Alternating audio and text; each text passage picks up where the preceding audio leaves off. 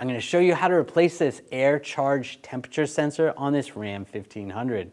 This happens to be in the 3.6 liter V6 engine. If you need parts for your vehicle, make sure you get those at 1aauto.com. Let's get started.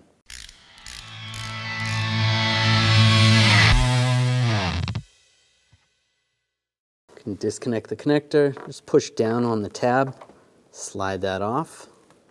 Now grab the sensor, twist it to the left, and just slide it right out. Take the new sensor, just like the old one came out, slide that in place, and then twist it to the right till it locks. Take the connector, line that up, lock it down. Well, I hope this video helped you out, and if you need parts for your vehicle, make sure you get those at 1aauto.com, and you can watch all those repair videos to help you with your installs. If you enjoyed the video, make sure you subscribe to our channel, ring the bell, turn on all notifications so you don't miss any of our videos.